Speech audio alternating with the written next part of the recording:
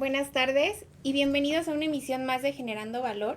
El día de hoy tengo el gusto de compartir el espacio con un amigo y colega experto en la materia fiscal, el contador Luis Domínguez. Bienvenido, amigo. Muchas gracias, Noemi. Un gusto estar por aquí. Gracias al colegio, gracias a ti y pues a la orden. Bueno, el día de hoy vamos a comentar un tema que ha causado mucha controversia, el régimen simplificado de confianza. Este régimen que se publicó el pasado 12 de noviembre en la miscelánea fiscal para 2022 y entra en vigor a partir del 1 de enero. Amigo, coméntanos qué es el famoso régimen simplificado de confianza. Pues ya entra el 1 de enero, o sea, ya está a nada. Pues como bien comentas, desde mediados de año se vino platicando de las reformas que se iban a venir. De hecho, han sido un poquito más notorias para este año. Junto con estas reformas viene este régimen RECICO, es régimen simplificado de confianza. Pues ¿qué es? En la exposición de motivos, primero que nada, ¿qué es lo que nos dice la autoridad? ¿Sabes qué? Ocupo que se amplíe un poquito la base de contribuyentes, que no siempre sigan contribuyendo los mismos. Entonces, con este régimen de confianza se pretende, vamos a ver un poquito más adelante, pero las tasas impositivas son bajas. ¿Para qué? Para que sea atractivo para cierto mercado que no está dentro de. Entonces, en esta exposición de motivos es que haya más personas que tributen en este régimen y aparte disminuir un poquito la carga administrativa. Esta carga administrativa que, bueno, lo vamos a platicar también un poquito más adelante, es el contribuyente se le hace un poquito complicado todo el proceso del pago de impuestos. Entonces, este régimen se hizo un poquito más amigable para los contribuyentes. Entonces, el RECICO es un régimen fiscal que va directo tanto a personas físicas como personas morales, en el cual se van a dar ciertas facilidades y se va a dar una tasa impositiva muy baja para que se animen los contribuyentes que no están o que puedan acceder a este régimen a que entren en él. Ok, y revisando datos estadísticos, el régimen simplificado de confianza abarca el 82% de las personas físicas que no son asalariados. Esto quiere decir que un gran número de contribuyentes puede estar dentro del régimen, pero en particular, ¿quién sí puede aplicar aquí adentro? Ok. En este régimen es tanto para personas físicas como para personas morales. Obviamente una persona física debe de cumplir con ciertos requisitos. Uno de los requisitos es que no sea socio de una sociedad o un miembro de una asociación. Entonces, pues, ¿qué es esto? Oye, pues es para personas que van a tributar exclusivamente en esto. También estas personas físicas no deben de tener partes relacionadas. Entonces, si ya ellos tienen una estructura de pertenecer a una empresa y pertenecer en otra o tener el control en otra, ya no pueden tributar en este régimen. ¿Qué personas también pueden entrar aquí? Principalmente del régimen de arrendamiento, del régimen empresarial y del régimen profesional. Personas morales también con ciertos requisitos. Una es el tope de los ingresos, que lo vamos a ver también un poquito más adelante. Pero en específico, contestando tu pregunta, podemos entrar personas físicas y podemos entrar personas morales. Y ya vamos a ir viendo quiénes sí y quiénes no entramos. Ok, habría que recordar que en el año 2014 se creó el régimen de incorporación fiscal para sustituir al régimen de pequeños contribuyentes. El objetivo de este era incluir a todas las personas que estaban en la informalidad, que es uno de los objetivos que tiene RECICO para 2022. Ante todo esto, la pregunta es, ¿qué pasa conmigo si soy régimen de incorporación fiscal a partir de enero 2022? Correcto. Mira, como bien lo comentas, Noemí, siempre hay como un régimen que es bondadoso, que es para esa parte de los contribuyentes que tal vez no tienen muchos ingresos. Entonces, ¿qué es lo que ha hecho la autoridad? Pues ha creado diversos regímenes. Entonces, estos regímenes han ido sustituyendo uno a otro. Ahorita el régimen el RIF, el famoso RIF, régimen de incorporación fiscal, prácticamente va a desaparecer.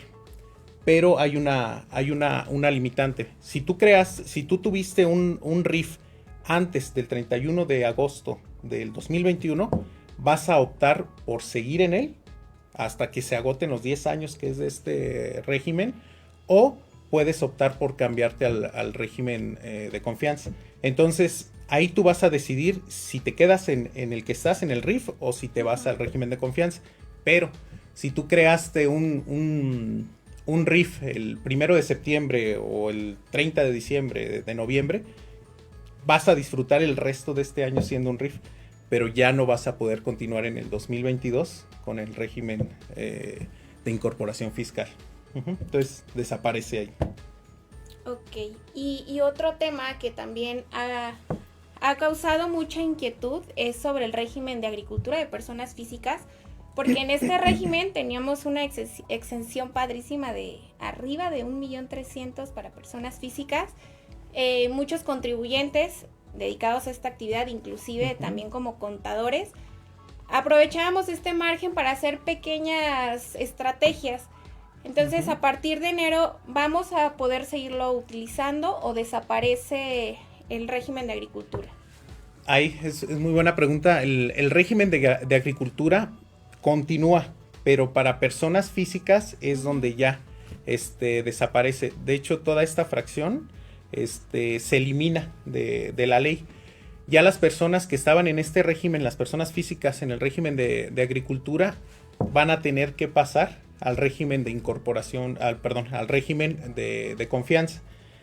Aquí, pues sí perderían el beneficio de más o menos el 1.300.000, 1.500.000, pero van a tener también una exención, que van a ser 900,000 pesos. Entonces, sí se pierde parte de la exención, pero pues se gana en esta parte. Sí van a tener ese perjuicio, pero pues bueno, ya con esto que salió al último, que tienen cierta exención, ya no lo van a resentir tanto. Personas morales del régimen de agricultura, ellos sí continúan. Bueno, y estaba escuchando a la jefa del SAT, Raquel Buenrostro, que dentro de la miscelánea fiscal para 2022 tenemos 3 grandes ejes, que es el no incrementar los impuestos, combatir la evasión y la simplificación administrativa. Esta última fue una promesa hecha por el presidente Andrés Manuel López Obrador con los empresarios. Ante esto, y siendo el régimen simplificado de confianza parte muy importante de la miscelánea fiscal para 2022, ¿cómo va a pagar impuestos el régimen? Mira, es un punto muy, muy importante el que tocas. Realmente no va a haber aumento de tasas, no va a haber aumento de impuestos. De hecho, va a haber una fiscalización mucho mayor. Ha habido, fuera un poquito del régimen de confianza, ha habido pues muchas modificaciones. Hemos visto en precios de transferencia, hemos visto mayores informativas. Están fiscalizando un poquito más. Entonces, para poder cumplir esa promesa que hizo a los empresarios, pues tuvo que voltear a ver la fiscalización. Entonces, lamentablemente vamos a empezar a ver el 2022, yo creo que un movimiento mucho mayor en cuanto a fiscalización, o sea, en SAT, IMSS, Infonavit, yo creo que va a haber mucho movimiento en este sentido. ¿Por qué lo hacen? Pues realmente puede ser que haya contribuyentes que no sean congruentes con el pago de sus impuestos, pero también se van a ver afectados contribuyentes que sí cumplen con el pago de sus impuestos. A esto, tu pregunta es ¿cómo se va a pagar el impuesto en el régimen de confianza? Pues realmente yo lo veo muy atractivo. ¿Por qué? Ahorita una persona física, vamos a suponer una persona física de actividad empresarial, paga impuestos mediante una tarifa. Y es los ingresos menos los gastos sobre su utilidad. Y normalmente esa tarifa pues puede ser hasta el 35% de impuesto. ¿Qué es lo que pasa aquí en régimen de confianza? Aquí en el régimen de confianza la tasa es del 1% hasta el 2.5%. ¿Qué es lo que dependerá de que nos aplican ya sea una tasa u otra? Los ingresos que tengamos. Entonces vamos a suponer, y no es sobre utilidad, es sobre los ingresos totales. Vamos a suponer, Noemi, que tú tienes en el mes, yo sé que ganas más, pero bueno, vamos a suponer que tienes 1,000,000 de pesos, ganas en el mes. En el mes tú te vas a topar con una tarifa 1.5%. Si tú le aplicas el 1.5%, es una cantidad muy baja. Si tú te vas con ese mismo 1,000,000 de pesos al régimen empresarial de personas físicas, es una tasa muy alta. Esto, ojo, solo en ISR. He escuchado muchos comentarios acerca de, oye, pues si ya voy a pagar tan poco impuesto, pues ya no me conviene tanto llevar contabilidad, o ya no me conviene tener contador. Tener contador, ándale. Ese comentario un poco desafortunado que hicieron por ahí alguna persona de la autoridad. Uh-huh. Pues realmente la contabilidad no se hizo para el pago de impuestos, o sea, es una parte de los impuestos de nuestra contabilidad. Entonces, realmente el tener una contabilidad, de dar a conocer razones financieras, el hacer un costeo, el determinar, me voy más simple, el determinar una PTU, el llevar una nómina, el timbrado, el famoso timbrado que va a entrar. Claro, la carta aporte. Carta aporte, entonces yo creo que fue un comentario un poquito desafortunado, pero bueno, o sea, se viene mucha información, lo decías muy bien hace rato, o sea, realmente todos los ejes con los que está trabajando el SAT, creo que tecnológicamente está trabajando muy bien. Y me voy todavía más atrás. ¿Con qué empezó? Empezó con el CFDI, ¿no? Uh-huh. Empezó con el CFDI, se fue al buzón tributario, se fue a la contabilidad electrónica, revisiones electrónicas, entonces todas las reformas que entraron. Entonces, yo creo que bueno, se ocupa un contador, pero más que nunca ahorita. Yo creo que hasta el contador ocupa un contador, más que nada. Sí, de hecho, me parece un tanto contradictorio de parte de la autoridad que te diga que no vas a ocupar contador, pero sí te esté exigiendo el tema del IVA, el IEPS, los FDIs, contabilidad electrónica. Entonces, definitivamente va más allá de solo el ISR. Es correcto. ¿Qué tasas, desde qué tasa a qué tasa está manejando? Mira, más o menos te comento, es las personas que al mes van a tener ingresos, de 25,000 pesos hasta 49,900, se le va a aplicar una tasa del 1%. Entonces es una cantidad muy baja, es muy atractiva. Las personas que tienen hasta 50,000 pesos, se les va a aplicar el 1.10. Las personas que tienen hasta 83,333, se les va a aplicar una tasa de ISR de 1.50. Hasta 208,333, el 2%, y hasta los 3,500,000 pesos, que es el tope. De hecho, bueno, lo iba a mencionar ahorita, pero el estar el que hayan creado un régimen de confianza es para personas que no tengan tanto ingreso. Entonces, por eso se topa a los 3,500,000 para personas físicas. Vamos a ver ahorita el límite para las personas morales. Las personas que tengan hasta 3,500,000 y más de 208,333 pagarán impuestos de 2.50%. Es muy atractivo, Noemi. Uh-huh. O sea, realmente para renta, yo les he comentado, si tú llevas un control, sigue manteniendo tu contabilidad, sigue manteniendo tus gastos, tus estados financieros sanos, pues realmente vas a tener un beneficio grande en ISR y vas a poder controlar tu IVA o tu IEPS en su caso. Entonces, es atractivo, las tasas son atractivas y pues yo creo que hay que valorar si encajamos o no. Pero genera mucha duda porque también hacen el comentario los contribuyentes de que no van a necesitar deducciones. Uh-huh. O de que no importa el tema de las deducciones. Algo que yo veo totalmente fuera de, porque ¿qué pasa con los contribuyentes que llevan IEPS o que pagan IVA? ¿Cómo manejarían esa parte entonces? Sí. Este régimen para el cálculo del ISR no ocupa las deducciones. No es que no las debamos de tener o no debemos o no estamos obligados a tenerlas o a pedir nuestros FDI, no. O sea, para calcular el ISR en este régimen no ocupas las deducciones. Entonces, a veces la información que nos han dado puede confundir al contribuyente. Entonces es no que no las haga o no que no pidas FDI o que cuides que no cuides la deducibilidad de un gasto. Debes de cuidarlo. Aquí es solo para el cálculo de este impuesto no vamos a ocupar las deducciones. Pero tú tienes un mundo fiscal fuera de ISR que las ocupas totalmente. Bien lo comentaste, Noemí. IVA, IEPS. Entonces, y vamos a ver también más adelante las obligaciones para estar en este régimen tienes que pedir CFDI para tus gastos y tienes que otorgar CFDI para tus ingresos.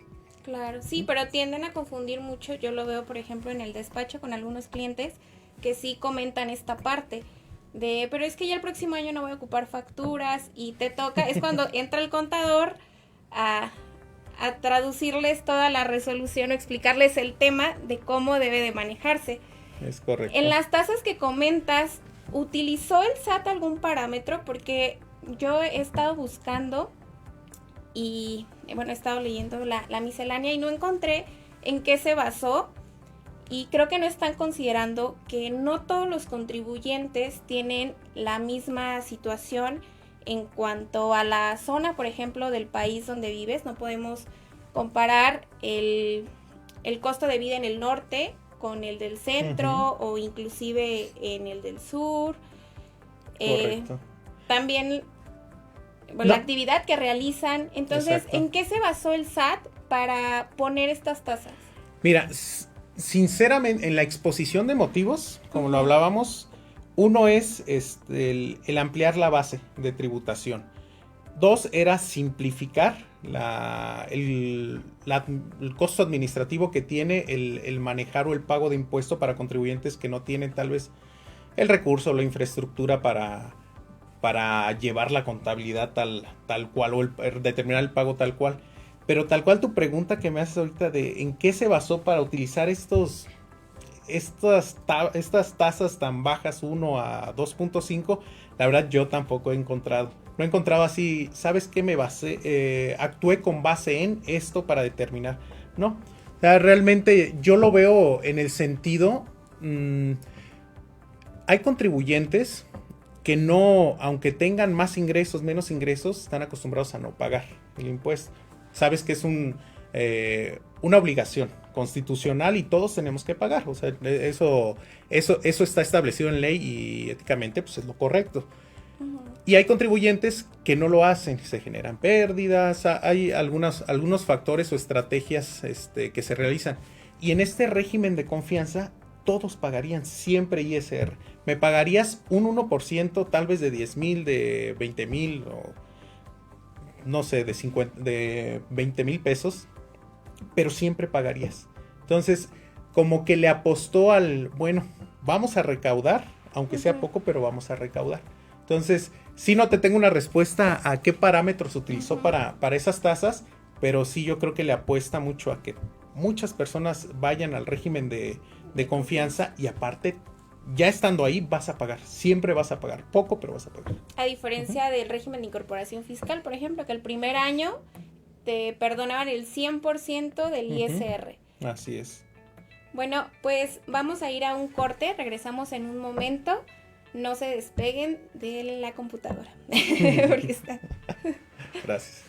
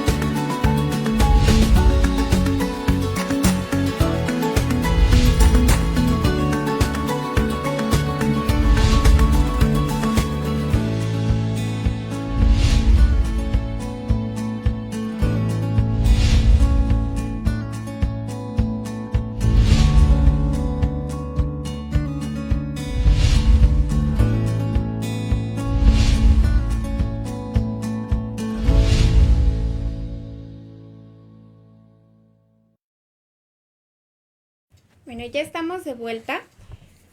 Ahora vamos a tocar el tema de las obligaciones que se adquieren al ser régimen simplificado de confianza. ¿Nos puedes comentar, contador, qué obligaciones tenemos al ser reciclo? Sí, mira, fiscalmente, ya cuando estemos, bueno, las personas que ingresan al régimen de confianza, hablando de personas físicas, personas morales, están obligados a presentar igual pagos provisionales mensuales, pagos mensuales, perdón, pagos y declaración anual. De esta pues no se salvan. Tienen, cuando ingresen, deben de tener el buzón tributario activado. Esa es otra de las obligaciones.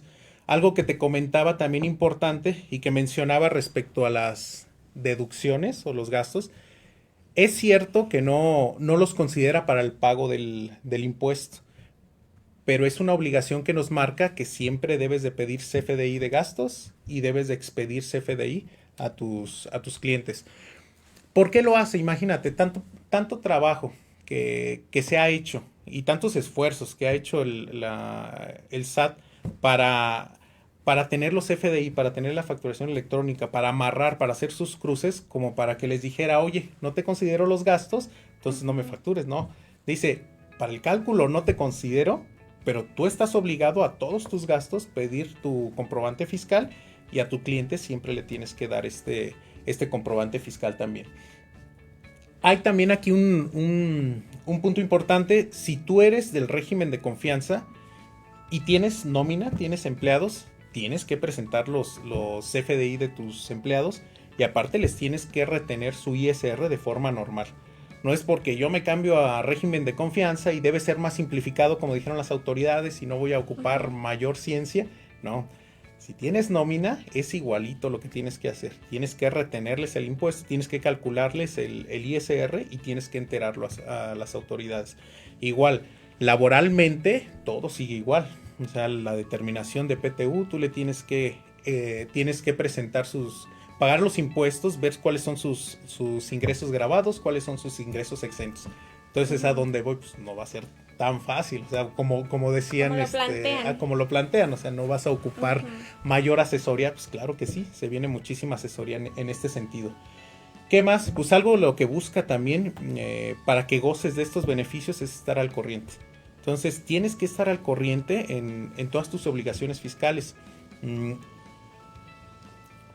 Ahí deben de cuidar mucho y también deben de saber a dónde ingresar las personas que estén en este régimen el próximo 1 de enero, a saber qué obligaciones tienen y dónde checar cuál es, si tu opinión de cumplimiento, el famoso D3, es positivo o es negativo.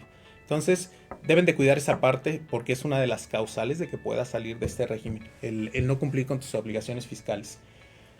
¿Cuál otra? Pues no estar en las famosas listas del 69B. Es otra de las partes que ha trabajado sinceramente muy muy bien el SAT en cuanto a buscar quién está tal vez entrando en caminos escabrosos, pero bueno, debes de cuidarte de estar realizando algunas actividades que estén fuera de la legalidad que te puedan ingresar a esta lista del 69B. Entonces las obligaciones son estas y permanecer con los 3.500.000 pesos de ingresos. Eso no es como tal una obligación fiscal, pero para que sigas perteneciendo a este régimen, si rebasas esos 3.500.000 pesos, es cuando también puedes quedar fuera de este régimen. Ok, ¿algún punto importante en cuanto a personas morales? De personas morales casi no hemos comentado. ¿Ellos cómo tributan? Ok, las personas morales, uno de los puntos más importantes es que no deben de tener más de 35 millones de ingresos en el ejercicio inmediato anterior. Si tuviste más de estos 35 millones, no puedes estar en este régimen fiscal. Entonces debemos de checar cuántos ingresos tuvimos en este ejercicio para ver si podemos optar o no. Uno de los puntos también más importantes que yo veo en personas morales es el hecho de que en personas morales nosotros deducimos el costo de ventas. El costo de ventas, pues ya sabemos, hasta que no vendemos el producto, podemos deducirnos esa adquisición que tuvimos. No, aquí una ventaja muy grande que yo le veo es, nos van a dejar deducir las compras efectivamente pagadas. Entonces, yo tengo mis ingresos y compré y efectivamente pagué mercancía. Entonces, toda esa mercancía que yo pagué ya la puedo deducir. No me voy a esperar a la venta del producto para poder deducirla. Entonces, yo creo que esta parte pues es buenísima. A mí me llamó mucho la atención porque pues ahora sí, no te la vas a estar jugando a, ¿sabes qué? Adquirí, pero no, pues no la vendí y ya la estoy deduciendo, ¿no? Aquí en este régimen de personas morales ya se está realizando. Otra de las ventajas que yo veo en personas morales, y esta es muy buena, ya ven que tenemos tasas de depreciación, tenemos ciertas tasas que es por ejemplo, en equipo de transporte, en mobiliario, van perdiendo su valor con el paso del tiempo, entonces la autoridad nos deja deducirlas un porcentaje durante X número de años. Entonces, en este régimen, un tipo incentivo, pudiéramos decirlo, es que aumentan algunas de estas tasas. Como ejemplo, ¿qué te pongo? Por ejemplo, el equipo de cómputo, que a ver, contador, se deprecia que al 30%. Anual. Entonces ya se va a poder depreciar en 2 años, va a ser al 50%. El mobiliario y equipo de oficina, que se deprecia al 10%, ya se va a poder depreciar, si no mal recuerdo, es al 30%. Entonces suben las tasas. Entonces, ¿qué quiere decir eso? Pues que aumenta un poquito mis gastos. Entonces voy a tener un poquito más de deducciones autorizadas para este régimen.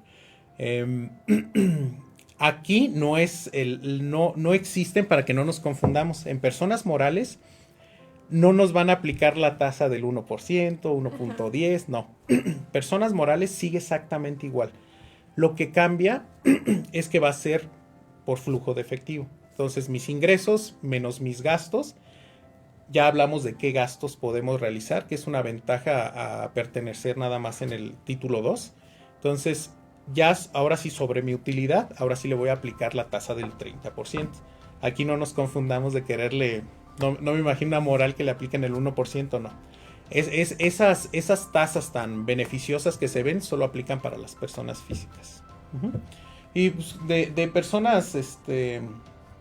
personas morales, pues es lo que te podría decir. Deben de cuidar mucho también bueno, qué mejor que una persona moral tenga más de 35 millones. Si tiene los 35 millones, pues saldría en automático del régimen fiscal. No te había comentado también cuáles son las cómo puede salir expulsado una persona de este régimen. Si en automático tú ya tienes los 3.500.000 siendo una persona física de ingresos, vas a salir de este régimen. Entonces, ya no puedo ingresar, sí puedes ingresar. Si fue nada más por esta razón, te tienes que esperar al siguiente año. Yo siempre digo, pues no esperes a tener menos, qué mejor que tengas más y pues vamos a ver fiscalmente en qué régimen vas a estar. Pero si no los llegas a superar y vuelves a bajar de 3.500.000, puedes volver a ingresar a este régimen. ¿Cuándo es cuando no puedes ingresar, Noemí, a este régimen? Es cuando dejas de cumplir las obligaciones, pero fiscales. Entonces, si dejaste de presentar declaraciones, aquí nos hablan de 3 pagos mensuales, por ejemplo, sean consecutivos o sean o no consecutivos, en automático sales del régimen. Si no presentas tu declaración anual, sales del régimen. Entonces se deja también un poquito ambiguo porque dice, en general, si no cumples con tus obligaciones fiscales, sales del régimen. Por eso les hablaba mucho de esta, que cuiden mucho esta opinión de cumplimiento, esta de 32, porque pudiéramos salir del régimen fiscal. Sí, es inclusive más estricto que el régimen anterior en cuanto a ser expulsados del régimen. Así es. Sí, yo creo que lo hacen también al verse beneficiados con unas tasas impositivas, pues consideramos que son bajas, pues dice, oye, pues yo te hago que pagues poco, pero tú me tienes que responder pues, cumpliendo con tus obligaciones fiscales. Yo me acuerdo, salvo lo que tú me digas, creo que tú eres más grande, que había régimen de incorporación fiscal que salían del límite de los ingresos. y no los sacaba la autoridad. A mí me tocó ver a uno que sacó, pero muchos como que no, y seguían, y el próximo año seguían. Quiero pensar, o por cómo va avanzando también la tecnología y todos los esfuerzos que ha hecho el SAT en ese sentido, pues que tal vez van a prestar un poquito más de atención cuando salgan de este régimen, pues no sé si se vayan a salir en automático, no sé qué vaya a pasar. Sí, te daban más margen de error o de pasarte. Exacto. Bueno, y después de lo platicado ahorita, de lo que has analizado de este tema, no solo en el programa, sino también en las reuniones o cursos del colegio, ¿tú crees que es conveniente cambiarse al régimen de confianza? Mira, tendríamos que evaluar cada uno de los casos. No hace mucho hicimos un ejercicio en el que comparábamos un mismo contribuyente que tenía los mismos ingresos en actividad empresarial y los mismos ingresos en una simulación de los ingresos que tendría en el régimen de confianza. Entonces, siempre era más beneficioso el régimen de confianza. ¿Qué teníamos que hacer? Hacer que la actividad empresarial bajara su utilidad. Entonces, si bajaba su utilidad, se iba comparando con el régimen de confianza.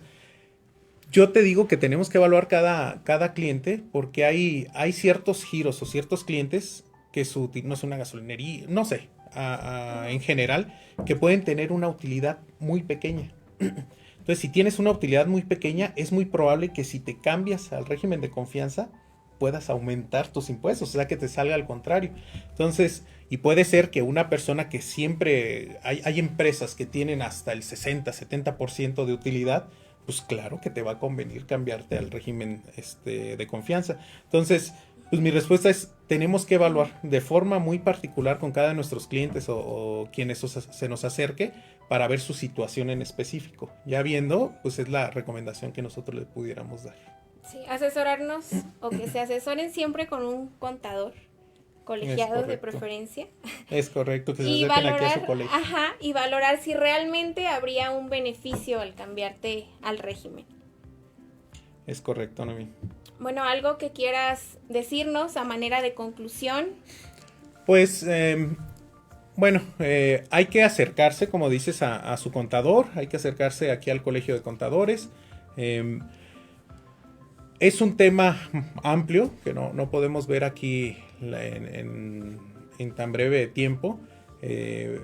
Debemos de tener en cuenta cuáles son las obligaciones, en qué situación podemos ingresar a este régimen, en cuál no. Si somos socios de una empresa, entonces podemos ingresar, ¿no? Pero sabes que esa empresa no tiene movimiento, entonces ¿qué tendrías que hacer? Ocupamos toda esa asesoría. Y ya cuando estemos dentro, ¿qué obligaciones tenemos? ¿Cómo se paga el impuesto? ¿Mediante qué plataforma? En la página del SAT.